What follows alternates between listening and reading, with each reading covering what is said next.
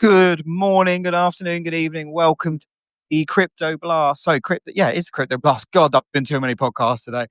You join myself and Cam from Institutional Fi, where Cam will be giving us up the latest pricing flows and market moving news in crypto markets. As usual, if you're here for the DGen stuff, walk away now. This is for the institutional stuff. Yeah, crypto with a tie on, as I like to say. Before I crack over to Cam, I'll stop talking now. I'll get the legals out of the way. Nothing discussed on this Spaces session or podcast even. It's trading or investment advice, no form of endorsements or whatever. And that goes for me, Institutional Fi, PiQ, and Cam. And speak of the devil, how are you, my dear friend?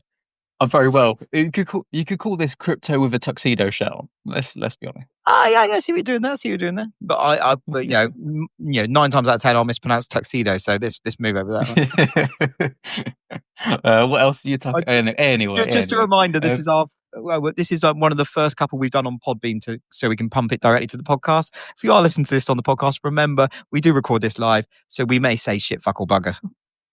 Oof. Great start. Strong, mate, strong. Like me. Well, continue as you wish to go on. Right. So let's, on that note, let's jump in with a market update and then we'll jump over to the news that you may have missed in the crypto sector. So Bitcoin smashed through the resistance area that we talked about on Wednesday, shortly after our Crypto Blast call, moving more than 7% toward the upside, with the price of Bitcoin now coming in at $120,400. Interesting to note that on higher timeframes, resistance sits 1.5% higher at $122,200 and support 2% lower at $117,900, which would be a retest of the previous support. The previous resistance turned support on a higher timeframe. Looking across to Ethereum, ETH is trading over 17% higher week on week, coming in at $4,480. Ethereum broke over its 21-day moving average, but failed to close over a multi-month downtrend, printing a lower high on the daily. Breaking over $4,700 would likely see sentiment for ETH turn extremely bullish, for making the new all-time high in the month of October. Or, as if you read sentiment online, Uptober, as the cool kids call it. On October 2nd, spot Bitcoin ETFs recorded a net inflow of $627 million, marking its fourth consecutive day of net inflows, and spot Ethereum ETFs saw a net inflow of $307 million, again, also with four straight days of net inflows. To me, this kind of just signals a continuation of a maturing market and sensitivity to the ETF side of things. It's very much in line with the price of Bitcoin. So, its sensitivity to institutional and those higher caliber funds coming into the market remains quite the same. Looking across to the equity space, that company ETHZilla, with a ticker ETHZ, trades at $2.58, up 1.1% in pre-market trading, following an 8% move higher yesterday. BMNR up 1.2% pre-market, following a 7.9% move higher. The stock now trading at $56.50. The Bitcoin proxy MSTR trading at 13% higher over the last couple of days, however, slightly down pre-market, coming in at $352.33. A look down the altcoin sector shows us that XRP is at $3.04. BNB made a new all-time high, currently trading at $1,106 after reaching $1,114 earlier this morning. Solana at $230. So that's it with the market recap. Jump over to the news. Bloomberg is reporting that Tether will launch its new stablecoin USAT through the conservative video platform Rumble, leveraging its 51 million monthly active users to distribute the token to the US market. Rumble plans to roll out a crypto wallet featuring USAT and other stablecoins. Why Tether have picked Rumble, you may ask? Tether holds a 48% stake in Rumble following a $775 million investment in early 2024. Moving on, according to the information, the Nasdaq-listed SUI Group announced plans to launch 2 stablecoins, becoming the first digital asset treasury stock to enter the stablecoin sector. The company, which focuses on acquiring and holding SUI cryptocurrency, will partner with Athena to issue its stablecoins, aiming to reduce the SUI ecosystem's reliance on Circle's USDC.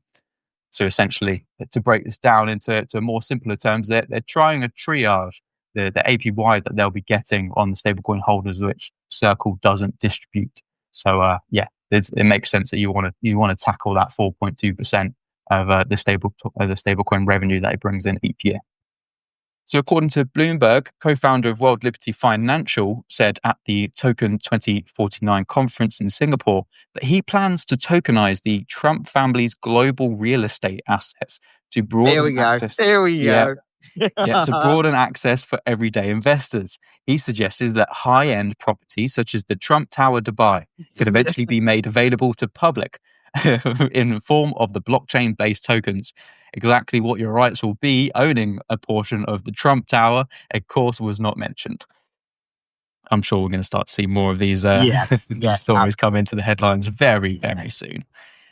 So I think, was it Conk said, tokenize this, tokenize that, tokenize these nuts. Yeah.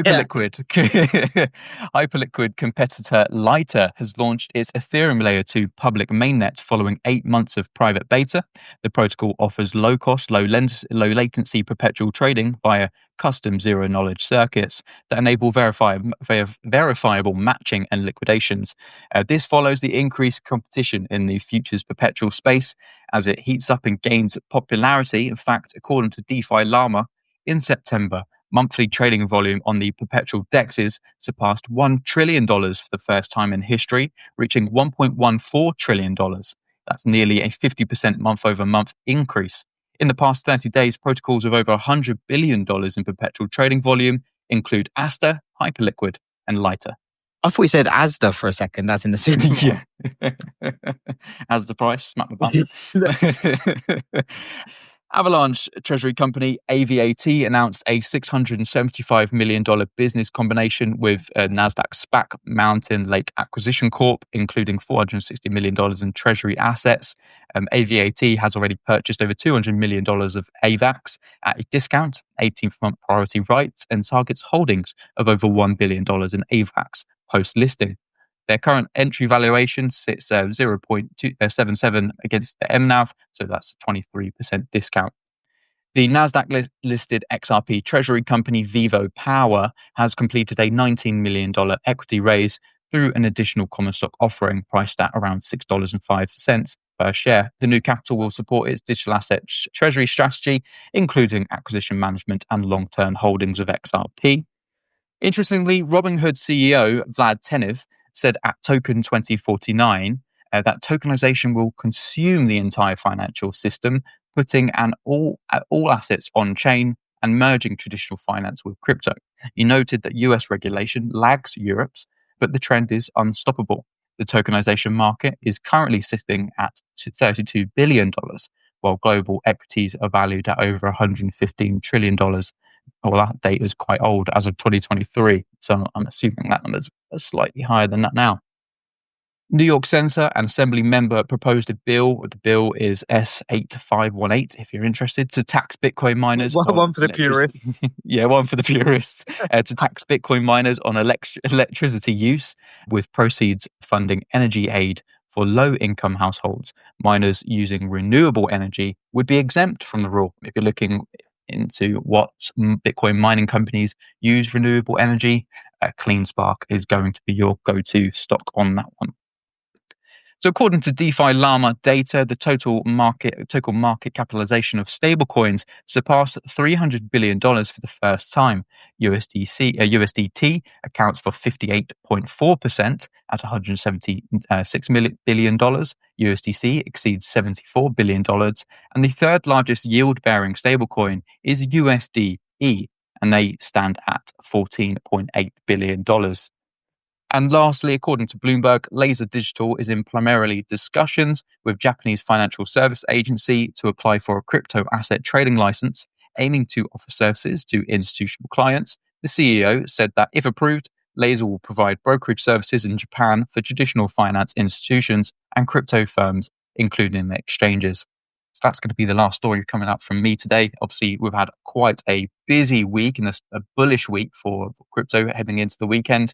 Wouldn't be surprised if we start to see a little bit cooler price action. Yeah, and you wouldn't forgive it for a little bit of, you wouldn't forgive markets for kind of, retracing a few of like the bid that we've had up. Just, again, you don't want things to be overstretched.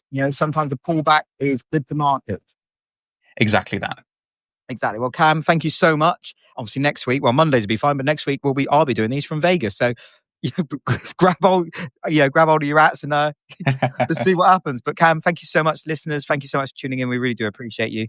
Whatever you're doing this weekend, keep it tight, stay safe, and we'll see you all on Monday. Much love. Catch you guys on Monday. Bye.